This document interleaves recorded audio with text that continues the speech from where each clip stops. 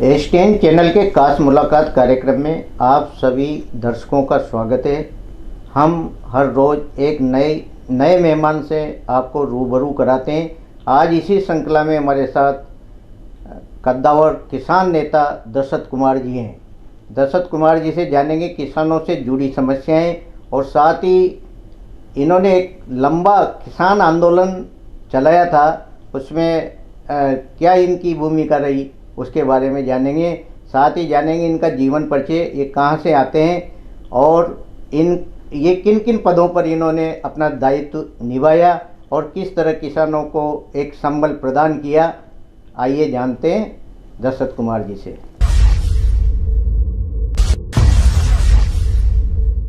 दशरथ कुमार जी, आप अपना जीवन परिचय हमारे दर्शकों को बताएं। आप कहाँ से हैं, शिक्षा दीक्षा आपकी कहाँ से हुई, राजनीति में भी आपका वर्चस्व रहा, ये हमारी जनता जानना चाहती है, आप बताएं।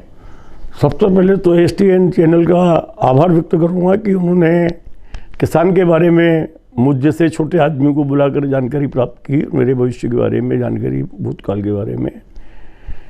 वैसे तो हम लोग मूलतः हाड़ौती में बूंदी जिले के केशुराई पाटन तहसील में एक भिया गाँव है, वहाँ के निवासी हैं।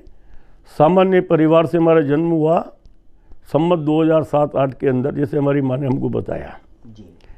थोड़ी बहुत शिक्षा हमने आगे कोटा में की। हमारे पिताजी कोटा के सर्विस में लगे और उसके बावजूद हम पिलानी चले गए। हमने वहाँ पर स्नातक परीक्षा पास की और हम मूल रूप से 1967-68 में नक्सलवादी आंदोलन से प्रभावित हुए। साम्यवादी आंदोलन से हम समझदारी की कोशिश करें, लेकिन तत्कालीन परिस्थितियों के अंतर्गत हिंसा पर आधारित जो आंदोलन था उससे हमारा मोह भंग हुआ और जयप्रकाश नारायण के साथ हम लोगों ने संपर्क स्थापित किया और राष्ट्रीय स्तर पर छात्र या संघर्ष वाहिनी का जयप्रकाश जी ने जब गठन किया तो उसके अंदर राजस्थान की जिम्मेदारी में कहीं पर मुझे थोड़ा बहुत महत्व दिया।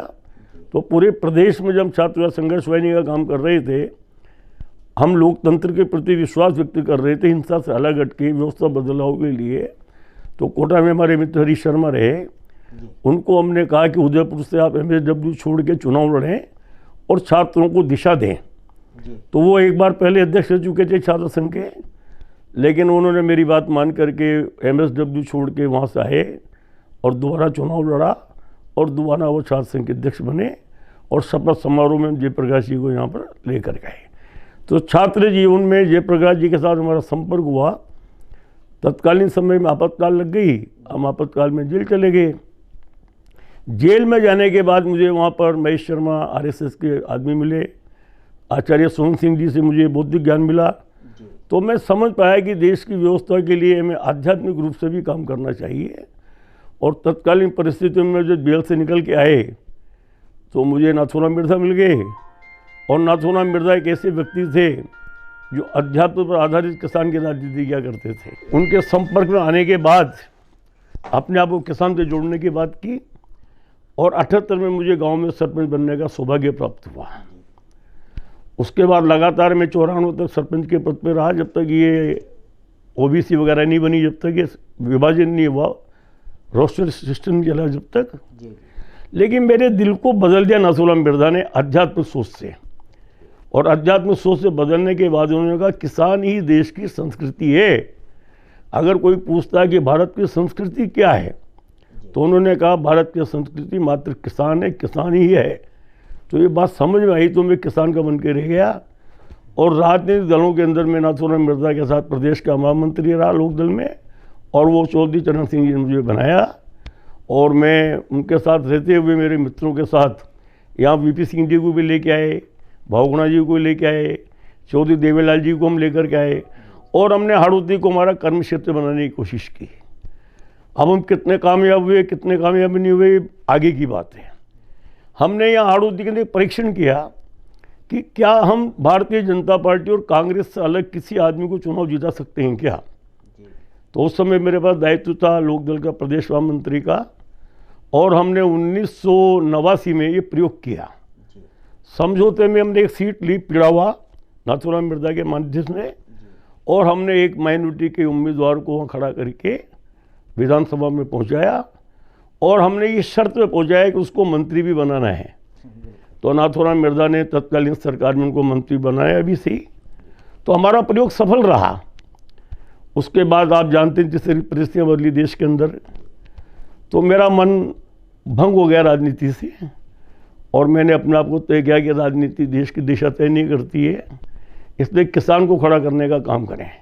लेकिन नाथूराम मिर्जा मेरे आदर्श थे, तो उनके जीते जी मैं कोई निर्णय नहीं कर पाया किसान के पक्ष में, और नाथूराम मिर्जा के प्रति मेरी श्रद्धा थी, आस्था थी, तो जिस पार्टी में गए उस पार्टी में मैंने अपना काम किया, और राजस्थान में प्रदेश किसान कांग्रेस का मुझे महासचिव बनने का मौका मिला, और ज़िले में भी मैं जनरल सेक्रेटरी रहा। बूंदी में कांग्रेस में हरिमोहन जी मेरे अध्यक्ष थे, उनके साथ मैं जनरल सेक्रेटरी भी रहा।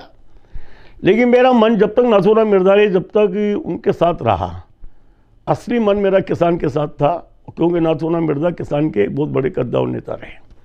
पर निर्णय नहीं कर पाया मैं, और नाथूराम मिर्जा के देहांत के बाद में मैंने तुरंत निर्णय लिया कि देश की राजनीति में किसान को आगे आना चाहिए और किसान को सत्ता में जाना चाहिए। हम लगातार कोशिश करते रहे, सफल नहीं हुए, मानते हैं अपनी बात को, राजनीतिक पार्टियां सफल होती चली गई। दशरथ जी, आप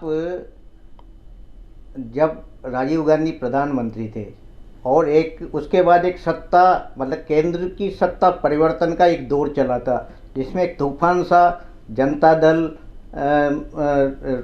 सामने आया था। उस समय आपने चौधरी देवीलाल, वीपी सिंह, उनको आप कोटा लाकर और एक नया आपने इतिहास बनाया था, उसके पीछे क्या कारण रहा था? मैंने प्रश्न कहा कि नाथूराम मिर्जा मेरे आदर्श रहे, मेरे नेता रहे, मैं उनके साथ जनरल सेक्रेटरी रहा प्रदेश में, वो मेरे अध्यक्ष रहे। तो राजस्थान की दिशा बदलने के लिए कोटा को हमने अपना प्रयोग बनाया। मैंने पहले कहा हाड़ौती को हमने अपना प्रयोगशाला बनाया कि हाड़ौती में राजनीतिक रूप से किसान का नेतृत्व कैसे खड़ा हो। और चौधरी देवीलाल जी यहाँ पर आए 87 में, और चौधरी देवीलाल जी को मुख्यमंत्री बनाने में भी नाथूराम मिर्जा का बड़ा योगदान रहा हरियाणा में, और हमारे आदर्श भी रहे देवीलाल जी। और वीपी सिंह जी इसलिए आना पड़ा कि वीपी सिंह जी गांधीयन दर्शन पर राजनीति स्थापित करना चाहते थे, और वीपी सिंह तत्कालीन परिस्थिति में प्रधानमंत्री भी बने और नाथूराम मिर्जा के साथ केंद्रीय मंत्री भी बने। तो वीपी सिंह और नाथूराम मिर्जा के और देवीलाल जी के आने से यहाँ पर किसानों में जन चेतना पैदा हुई, और जन चेतना पैदा हुई, इसका परिणाम ये हुआ कि लोकसभा सदस्य को आज भी गांव में जाने के लिए विवश होना पड़ता है। और 1990 के पहले के लोकसभा के सदस्य बहुत कम गांव में जाते थे, जाना पसंद नहीं करते थे।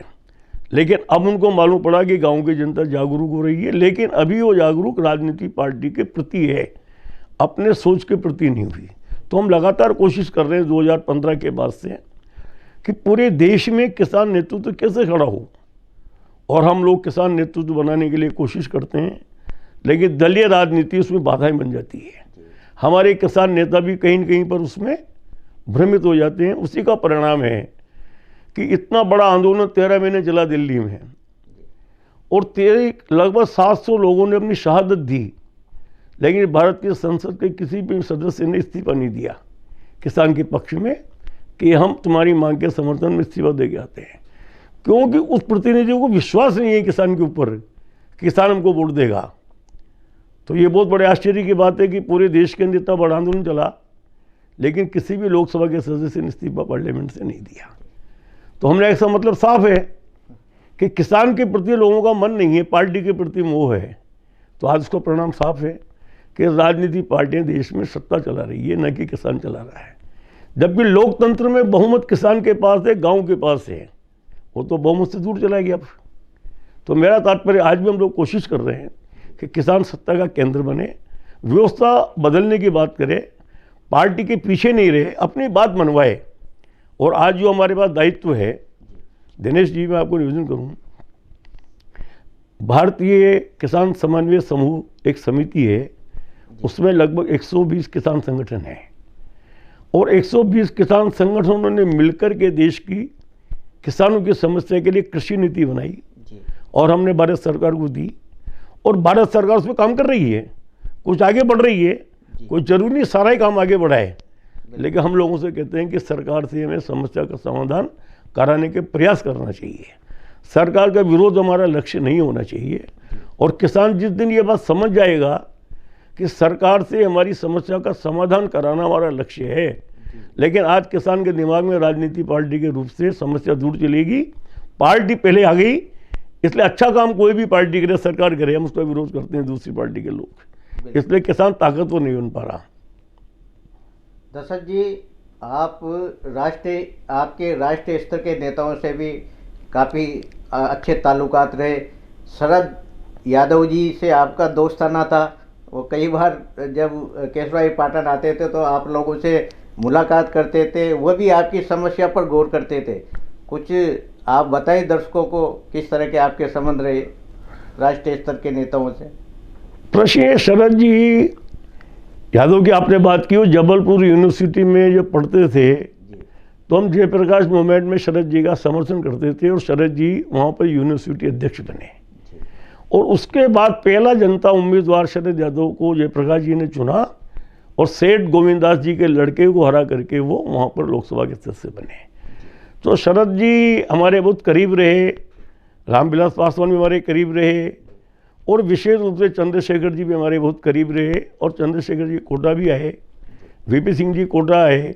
तो देश के 3 प्रधानमंत्रियों के साथ मेरा संबंध रहे और तीनों प्रधानमंत्री मुझे अपनापन मानते थे। कारण यही था कि अपन किसान की बात करते थे और उनके मन में भी किसान की भावना थी, गांव की भावना थी।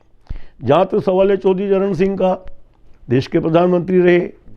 हमने 78 में अपना संगठन खड़ा किया आड़ूती किसान यूनियन और पहली बार हमने आंदोलन किया कलेक्टर के सामने। परमेश चंद्र जी कलेक्टर हुआ करते थे। हमने कहा कि 95 रुपये प्रति कुंटल भाव थे गेहूँ के, हमने कहा 500 रुपये मिलना चाहिए।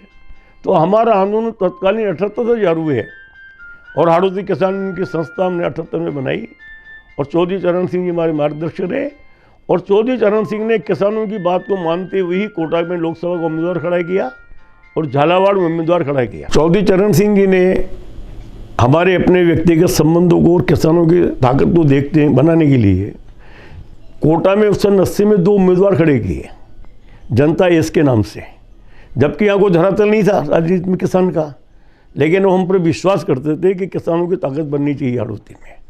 तो दोनों उम्मीदवार खड़े हुए झालावाड़ सीट से भी और कोटा की सीट से भी और चौधरी चरण सिंह जी ने यहाँ आके प्रचार भी किया उनका, झालावाड़ भी गए। तब हमारी पार्टी ने कहा, लोकदल ने, समय खराब कर रहे हैं। उन्होंने कहा समय खराब नहीं, हमारे कार्यकर्ता दशरथ भाई है, हम इनके सानिध्य से कोटा हैं और यहाँ पर ताकत खड़ी करना चाहते हैं। हमको सफलता नहीं मिली लेकिन चरण सिंह जी का हमको आशीर्वाद मिला। तो यही कारण है कि आज किसानों की उन्नति कोटा में बहुत है वैसे और संभावनाएं भी बहुत है।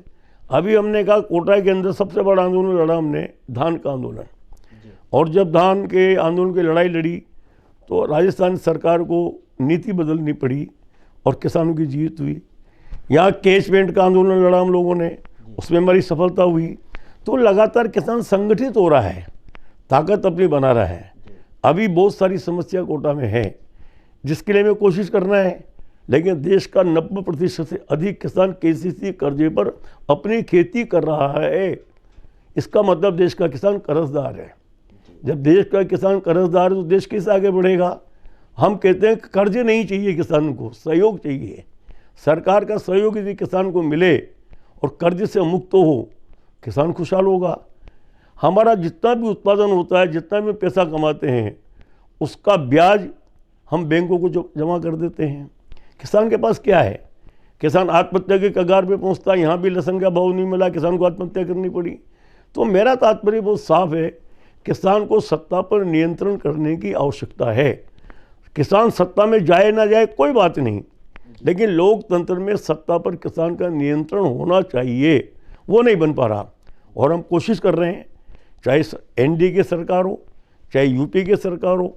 और नरेंद्र मोदी जी का जो सोच है वो निश्चित रूप से किसान के सोच में हो सकता है, लेकिन अमली जामा उसको पहनाना बहुत ज़रूरी है। वो पहुंच ही नहीं पा रहा ना आज भी वहाँ तक। तो हम कह रहे हैं कि डायरेक्ट जो प्रत्यक्ष पैसा उसके खाते में भी आ रहा है बहुत कम है, क्योंकि किसान भिखारी बन गया। अब किसान मांगता है और हमारे संगठन हम कहते हैं किसान को दाता बनना चाहिए, क्योंकि किसान पहले भी दाता था, आज भी दाता बनना चाहिए। लेकिन किसान की हालत बहुत कमज़ोर है, क्योंकि कृषि पर आधारित उद्योग गाँव में बंद हो गए। पहले बढ़ई था, लोहार था, खाती था, कुम्हार था, इन सबको गांव में रोजगार था। लेकिन देश की आज़ादी के बाद में बड़े उद्योगपतियों ने इन सब पर कब्जा कर लिया, तो सारा किसान पलायन की तरफ आ रहा है और शहर का विस्तार हो रहा है। हम कहने शहर के विस्तार के विरोधी नहीं हम, लेकिन शहर का विस्तार वहाँ कीजिए जहाँ खेती की ज़मीन नहीं हो। हम खेती की ज़मीन को बर्बाद करके किसान का विकास, देश का विकास, ये हमारे संभव नहीं है। और आज की स्थिति में मैं बात साफ कहना चाहता हूँ कि देश में परिवर्तन होगा, किसान का कंट्रोल भी होगा। कब होगा? ये भविष्य के गर्भ में है, क्योंकि किसान जिस दिन समझदार हो जाएगा, अपना नेतृत्व खुद तैयार करेगा, उस दिन देश की सत्ता भी नियंत्रण किसान का हो जाएगा। हम नहीं चाहते सरकार बनाए किसान, लेकिन सत्ता पे नियंत्रण होना चाहिए। और नियंत्रण होने के लिए भारत के अंदर पंचायत राज है, 2,26,000 2,60,000 ग्राम पंचायत, 40 लाख से ऊपर प्रतिनिधि। ये देश का धरोहर है लोकतंत्र। 40 लाख प्रतिनिधि जहाँ लोकतंत्र में हों, आप उनसे कहाँ बात कर पा रहे हैं? कोई भी कानून बने, कोई भी नियम बने, हम कहते हैं पंचायत में जाना चाहिए, पंचायत उसकी पुष्टि करे, गांव उसकी पुष्टि करे। इसलिए वर्तमान में हमारा जो लक्ष्य है वो ग्राम स्वराज की तरफ है। ग्राम स्वराज मजबूत होगा, देश मजबूत होगा। और तमाम समस्याओं का समाधान महात्मा गांधी के ग्राम स्वराज में है। इसलिए हम अभी कोशिश कर रहे हैं कि भविष्य में ग्राम स्वराज देश में स्थापित होना चाहिए, गांव की हालत मजबूत होना चाहिए, गांव को रोजगार गांव में मिलना चाहिए, लोगों को कृषि बेचने के लिए मजबूर नहीं होना चाहिए। ये सब बातें कौन करेगा जब जनता जागरूक होगी? और मैं कहता हूं कि आपके चैनल ने ये बात कही, बुलाया, उसके लिए धन्यवाद। मैं आपसे फिर कहना चाहता हूं कि ऐसे छोटे छोटे बहुत बड़े चैनल होंगे पूरे देश में जो गांव को जगा सकते हैं, गांव को खड़ा कर सकते हैं, लेकिन कौन करेगा? आप जैसे लोग ही कर पाएंगे ना देश में तो। और हम लोगों से कहते हैं कि ग्राम स्वराज ये देश की सबसे बड़ी समस्या का समाधान है। ना राजनीति पार्टी कर पाएगी, ना कोई नेता कर पाएगा। इसलिए ग्राम स्वराज की चर्चा हमें करनी है। और 5, 6, 7 तारीख को दिल्ली में आंध्र प्रदेश भवन में देश के बड़े किसानों की बैठक है, और वहाँ पर हम हमारी तरफ से ये बात कहेंगे कि चुनावी लोकसभा के अंदर हर पार्टी का एजेंडा ग्राम स्वराज पर आधारित होना चाहिए। यदि वो गांव की बात करना चाहते हैं, किसान की बात करना चाहते हैं, देश की बात करना चाहते हैं, और यदि वो अपनी राजनीति पार्टी की बात करना चाहते हैं, तो कोई फर्क नहीं पड़ता। राजनीति पार्टियों का अस्तित्व देश में जल्दी ही समाप्त होने वाला है। ये अस्तित्व दिन पे दिन घट रहा है। आज विश्वसनीयता पैदा करने की आवश्यकता है किसान को, और हम सब मिलकर के देश में किसान के प्रति एक विश्वसनीयता पैदा करें, जो विश्वसनीयता नाथूराम मिर्जा की थी, जो बिना चुनाव प्रचार किए 1.5 लाख अधिक वोट से जीते 96 में। जो निष्ठा किसानों के प्रति विश्वसनीयता चौधरी चरण सिंह की थी कि 84 में पूरे देश के अंदर 2 सीटें आई भारतीय जनता पार्टी की, लेकिन चौधरी चरण सिंह उस समय भी अपनी सीट बरकरार लेके आए और 3 सीट जीत के आए। तो विश्वसनीयता का अभाव है किसान नेताओं का। इसलिए मेरा कहना निवेदन है, किसान नेता किसी भी दल से संबंधित हो, उसको किसानों में अपनी विश्वसनीयता बनाने की आवश्यकता है। और मैं अपने जीवन में अंतिम समय तक किसानों में विश्वसनीयता बनाने का काम करूँगा। मतदान किसी को भी करें, आत्मविश्वास किसान का हमारे प्रति होना चाहिए, हम जो करें सही करें। दर्शक जी, किसान आंदोलन का जो मूल उद्देश्य होता है अपनी नीति को मनवाना। आज ये किसान संकट गांधीवादी तरीके से नहीं चल के हिंसक रूप ले लेते हैं, तो इससे इस संदर्भ में आपका क्या कहना है? क्योंकि आप भी एक आंदोलनकारी रहे हैं, लेकिन आपने भी आंदोलन किया है, किस रूप में किया है? सरकार और प्रशासनिक अधिकारियों को भी जगाया है। मैंने आपसे कहा कि पूरे देश में आज़ादी के बाद में 3 बड़े आंदोलन हुए।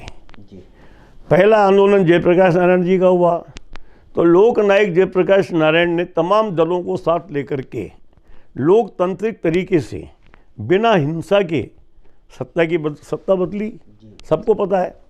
तो लोकतंत्र बचाओ कार्यक्रम से जयप्रकाश नारायण के नेतृत्व में तमाम लोग इकट्ठे हुए और इतना बड़ा आंदोलन देश में बिना हिंसा के हुआ, सफलता प्राप्त की। उसके बाद एक आंदोलन अन्ना हजारे का हुआ, भ्रष्टाचार के खिलाफ। इतनी बड़ी सत्ता को चुनौती दी अन्ना जी ने, तो चाहे उसका लाभ किसी को मिला हो, लेकिन वो सरकार चले गई, सरकार के मंत्री जेल चले गए और पहले भी चले गए, बिना हिंसा के सफलता मिली। उसी तरह से हमने कहा कि किसान आंदोलन 13 महीने का जो था वो बिना हिंसा के चला, लेकिन हमारी निष्ठाएं किसान के प्रति कम थी, राजनीतिक दलों के प्रति ज़्यादा थी, इसलिए हम सफलता प्राप्त नहीं कर सके। क्योंकि वहाँ गांधी नहीं था। गांधी का मार्ग तो था अहिंसा, लेकिन गांधी नहीं था वहाँ पर। और गांधी कहते थे कि किसी भी दलों के प्रति निष्ठा मत रखो, अपने उस वर्ग के प्रति निष्ठा रखो। हम लोगों ने एक बहुत बड़ी लंबी लड़ाई, दिनेश जी ने कहा 1975-74 में यहाँ पर कैचमेंट होता था, भूमि सुधार CAD के माध्यम से हजारों किसान परिवारों की जमीन बैंकों की गिरवी रही। तत्कालीन नेताओं ने कहा कैचमेंट का कर्जा माफ़ करेंगे, तो हाड़ौती किसान में उनकी मुख्य डिमांड थी कैचमेंट का कर्जा माफ़ करो। 1978 में हमारे साथ तमाम राजनीतिक पार्टी के लोगों ने काम किया, लेकिन कैचमेंट का कर्जा माफ़ नहीं करवा पाए। क्यों नहीं करवा पाए? उनकी निष्ठाएं कैचमेंट के कर्जे माफ़ करवाने में नहीं थी। उनका काम था पार्टी को आगे बढ़ाने में, और हमारा काम था कैचमेंट कर्जा माफ़ कराने में।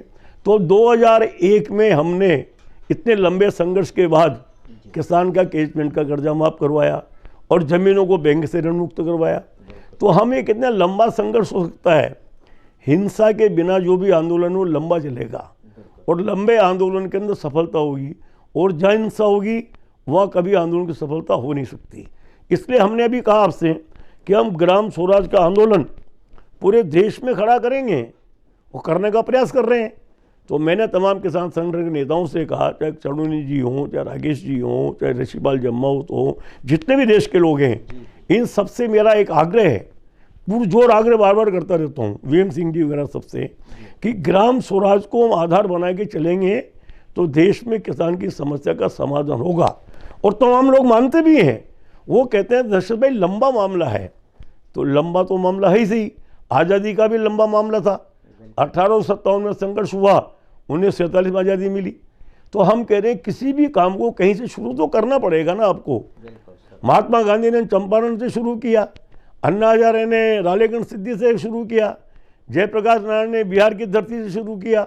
तो हम लोग हाड़ौती की धरती से ये ग्राम स्वराज की बात करना चाहते हैं कि ग्राम स्वराज का जो आंदोलन है, ग्राम स्वराज का जो दर्शन है, वो हाड़ौती से शुरू हो, पूरे देश में चले, और पूरे देश के लोगों को मजबूर होना पड़े, चाहे 20 साल लगें या 40 साल लगें या 30 साल लगें। क्योंकि किसी भी सफलता जब लंबी लेना चाहते हैं तो लंबा काम करना पड़ेगा। तात्कालिक सफलता के लिए छोटी बात करनी पड़ेगी। तो हिंसा पर आधारित जो सफलता है वो तात्कालिक सफलताएं हैं, अहिंसा पर आधारित सफलता वो दीर्घकालीन है। तो हाड़ौती किसान यूनियन और किसान संगठन और हम सब हमारे साथी मिलकर दीर्घकालीन सफलता के लिए ग्राम स्वराज की बात कर रहे हैं कि ग्राम स्वराज अभी नहीं आएगा एक दिन में, लेकिन अहिंसा के आधार पर इस देश में ग्राम स्वराज को स्थापित किए बिना देश का कोई भविष्य नहीं, किसान का कोई भविष्य नहीं। और मैं तो वो साफ कहना चाहता हूँ कि ग्राम स्वराज इस देश में आज़ादी के पहले गांधी कहते थे कि देश जाएगा कहाँ, लेकिन लोगों ने कहा देश तो औद्योगिकरण की तरफ बढ़ रहा है, गांव खत्म हो गए। तो आज दोबारा हम जो 75 साल पहले हमें बात करनी चाहिए थी, उस बात को आज़ादी के 75 साल बाद हम लोग कर रहे हैं कि ग्राम स्वराज इस देश की बुनियाद है। और मैं तो बहुत साफ करना चाहता हूँ कि ग्राम स्वराज देश की बुनियाद इसलिए है कि विश्व को दिशा देगा भारत। और जब गांव खड़े होंगे तो दुनिया के गांवों में चर्चा होगी भारत के गांवों ने तरक्की की, भारत के गांव खड़े हुए। और चाइना में क्या हुआ, चाइना में माओ ने गांवों को खड़ा किया ना, तो आज चाइना दुनिया में कितना आगे पहुंच गया। और हमने गांवों को बर्बाद करने का काम किया, तो आज भी हम कितने पीछे चाइना से। लेकिन आने वाला समय हमारे देश का है, दुनिया में कोई दिशा होगी तो गांधी के ग्राम स्वराज के माध्यम से भारत की एक दिशा दे पाएगा। इसके लिए हमको हिंसा से अलग चल के लंबा सोच बनाना पड़ेगा, दीर्घकालीन सोच। क्योंकि गांधी दीर्घकालीन सोच के आदमी थे, गांधी तात्कालिक सोच के आदमी नहीं थे। इसलिए गांधी कहते थे कि आज़ादी के बाद भारत कैसा बनेगा। वो कहते थे गांव रहेगा तो देश रहेगा, गांव नहीं रहेगा देश खत्म हो जाएगा। हमने औद्योगिकरण की बात करके, शहरीकरण की बात करके भारत की सभ्यता और संस्कृति का पीछे छोड़ दिया। इसलिए दोबारा जो बात 1944, 45, 50 में होनी चाहिए थी, उस बात को हम 2022-23 के बाद करना शुरू किए। और इसकी सफलता है हमको। आज हमारे जितने भी किसान, जितने भी सर्वोदय नेता हैं, गांधी के लोग हैं, वो मानते हैं कि ग्राम स्वराज के बिना कोई भविष्य नहीं देश का। लेकिन अभी हमारे ग्रास रूट की जनता है, गांव है, वहाँ पर राजनीति इतनी भारी है कि कोई इधर कोई उधर। जिस दिन उसका समझ में आ जाएगा दिनेश जी कि ग्राम स्वराज के बिना हमारा कोई विकल्प नहीं है, उसी देश आगे बढ़ेगा। तो हम जो काम कर रहे हैं वो ग्राम स्वराज दीर्घकालीन, हिंसा रहित, अभी नक्सलवादी आंदोलन क्या हुआ, हिंसा पे चला, खत्म हो गया। तो जो भी हिंसा पे आधारित आंदोलन होंगे वो चल नहीं पाएंगे, चाहे साम्यवादी व्यवस्था के माध्यम से हो चाहे दूसरी किसी व्यवस्था के माध्यम से हो। इसलिए गांधी कहते थे हिंसा रहित आंदोलन देश में होना चाहिए। ये बात जयप्रकाश जी ने भी कही, ये बात अन्ना हजारे ने भी कही, और ये बात हम भी कहना चाहते हैं। और चौधरी चरण सिंह भी ये कहते थे हिंसा रहित, नाथूराम मिर्जा भी कहते हिंसा रहित, और देश के तमाम जो डेमोक्रेट लोग हैं वो हिंसा से अलग आंदोलन की बात करते हैं। लेकिन उनका जीवन तात्कालिक लाभ के लिए खत्म हो जाता है, दीर्घकालीन सोच लंबा होता है। तो हम ग्राम स्वराज की बात करके इस देश को खड़ा करना चाहते हैं अहिंसक आंदोलन के माध्यम से। दशरथ जी, ये फसली बीमा, इसका कितना लाभ किसानों को मिलता है, और ये इससे फायदा है या किसानों को नुकसान है? आपने बहुत बढ़िया बात कही फसली बीमा के बारे में। पहले तो था फसल बीमा मौसम पर आधारित, अच्छा, और वो बहुत कम जगह पे होता था वो लोग। अब प्रधानमंत्री फसल बीमा में मिनिमम हर आदमी अपनी प्रीमियम जमा कराता है। बिल्कुल। तो पहले तो कुछ करोड़ थे, अब ज़्यादा करोड़ों की संख्या किसानों की बीमा की प्रीमियम जमा कराने में सम्मिलित हो गई। अब मैंने एक बात कहा कि जो भी किसान कर्ज लेता है वो बैंक से कर्ज ले रहा है, सहकारी समिति से कर्ज ले रहा है, तो कर्ज लेने के साथ ही उसका प्रीमियम वहाँ पर कट जाता है। अब हमने कहा कि ये जो कंपनियां हैं, कंपनियां हमेशा लाभ के लिए काम करती है। बिल्कुल सत्य। तो फसल बीमा की जो कंपनियां हैं वो अगर नुकसान के लिए काम करेगी तो क्यों काम करेगी? तो हमने सरकार से कहा कि आप उनको हटाइए, और उनकी प्रतिस्पर्धा में सरकार भी आए। तो सरकार तो फसल बीमा कर नहीं रही, कंपनी फसल बीमा करती है। और फसल बीमा जो कंपनी करती है तो नए नए कानून निकाल के, नए नए रास्ते निकाल के किसान को उलझा देती है। अगर किसान का मिलना चाहिए 70 करोड़ रुपए, तो ज़्यादा से ज़्यादा 12-15% किसान को मिलता है, बाकी 88% पैसा, 85% पैसा कंपनी की जेब में चला जाता है। इसलिए हमने कहा फसल बीमा में सरकार खुद आए और प्रतिस्पर्धा करे कंपनियों से। कंपनियों को देने का मतलब है कंपनियों को मालामाल बनाना। इसलिए सरकार की नीति फसल बीमा में कंपनियों के माध्यम से ये सही नहीं किसान के पक्ष में। और जो उनकी नियम कानून है वो भी बड़े कठिन है, किसान को पता ही नहीं बेचारे को। इसलिए हमने कहा सरकार इसकी जिम्मेदारी ले, और सरकार अपना प्रीमियम दे रही है कंपनियों को, तो सरकार खुद क्यों नहीं करना चाहती इस काम को? इसलिए फसल बीमे में सरकार को खुद को आगे आना चाहिए और कंपनियों से प्रतिस्पर्धा करना चाहिए, ताकि किसान को समय पर उसकी राशि मुआवजा मिल सके। अभी 2-2, 3-3 साल से नहीं मिल रहा। तो फसल बीमा में बहुत सारी कमियां हैं, सरकार को उसके बारे में सोचना चाहिए, किसान प्रतिनिधियों को बिठा के बात करना चाहिए। दशरथ जी, आखिरी में एक प्रश्न हम आपसे और करेंगे। 3 काले कानून के मामले, जो सरकार ने 3 कानून लागू, किसानों के लिए कानून लागू किए थे, फिर किसानों ने के दबाव में सरकार को वापस लेने पड़े, क्या थे वो? मैंने आपसे पूर्व में भी कहा था कि कोई भी सरकार, देश की किसी भी दल की सरकार हो, वो चाहती है किसान का भला हो। लेकिन अभी वर्तमान में जो सरकारें चल रही है, विशेष रूप से 1989 के बाद से, ये देश में लोकतंत्रात्मक सरकारें नहीं है। इन सरकारों को कॉरपोरेट बना रहा है, और कॉरपोरेट ने पूरी दुनिया पर कब्जा कर लिया। कहाँ पर कौन सी सरकार बनानी है, किसको एमपी बनाना है, और भारत में तो पंचायत स्तर पर कॉरपोरेट पहुँच गया।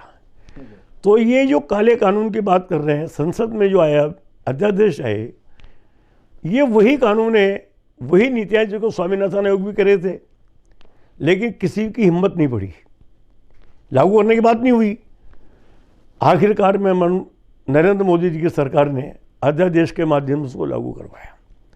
देश में किसानों को विरोध हुआ, किसान नेता टेबल पे बैठे, कृषि मंत्री से बातचीत हुई, सब कुछ हुआ, लेकिन प्रश्न है कि जो उसमें मूल बात थी वो बात तो आज भी पूरी नहीं हुई। भारत सरकार ने 17 नवंबर को वापस ले लिया, 13 महीने बाद शून्य घोषित हो गया संसद के अंदर तीनों कानून, और उन्होंने कहा किसान विरोधी कानून नहीं है। किसानों ने कहा किसान विरोधी कानून है। किसान आंदोलन इस बात पे चला, 700 लोगों को शहादत दी। लेकिन मेरा एक कहना है इसके पीछे कि जो किसान नेता थे सारे देश के, वो सब मिलके ये चाहते थे कि एमएसपी का गारंटी कानून बने, और एमएसपी गारंटी कानून बनने के बाद सरकार उस फसल को खरीदे, और एमएसपी के गारंटी कानून में दायरा बढ़े। अभी मान लो 12, 15, 17 फसलें एमएसपी में हैं, हम कह रहे हैं देश में तमाम उत्पादित फसलों का दायरा एमएसपी में आना चाहिए, और एमएसपी की हमने का उत्पादन लागत के आधार पर तय होना चाहिए। तो अगर सरकार इसको खरीदने की गारंटी दे, किसान को कोई झगड़ा नहीं है, कोई विवाद नहीं है। लेकिन किसान आंदोलन भी कहीं न कहीं पर राजनीतिक दलों से प्रभावित था, और राजनीतिक दलों से प्रभावित होने के कारण किसान आंदोलन सही मुकाम पे नहीं पहुंच पाया। और हमने कोशिश की कि दलों से अलग हटके किसान आंदोलन को खड़ा किया जाए, क्योंकि किसान आंदोलन के पीछे चेहरा नहीं, व्यक्तित्व नहीं, आदमी थे, उसको लगा सामूहिक नेतृत्व, और सामूहिक नेतृत्व निर्णय नहीं कर पाया। और व्यक्ति कोई होता आदर्श, जैसे जयप्रकाश नारायण व्यक्ति थे, अन्ना हजारे व्यक्ति थे, तो व्यक्ति का चरित्र सामने होता है। वो इस आंदोलन में कोई विशेष व्यक्ति नहीं आ पाया सामने, जिसकी बात तो सब लोग मान लेते, सब लोगों की अपनी बात थी, एजेंडा कॉमन था।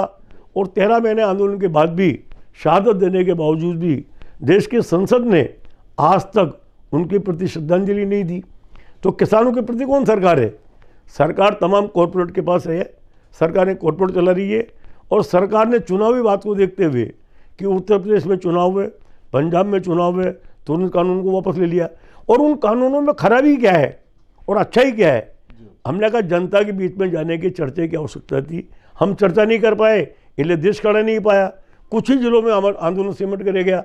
हमने कहा कि 700 जिले देश में हैं, 700 जिलों के जिलाधिकारी को किसी जगह ज्ञापन नहीं मिला कि ये हमारे कानून वापस लो। लेकिन दिल्ली में हजूम था, उत्तर प्रदेश के लोग थे, हरियाणा के लोग थे, पंजाब के लोग थे, राजस्थान के लोग थे, दक्षिण भारत के भी कुछ लोग थे, लेकिन देश खड़ा नहीं हो पाया।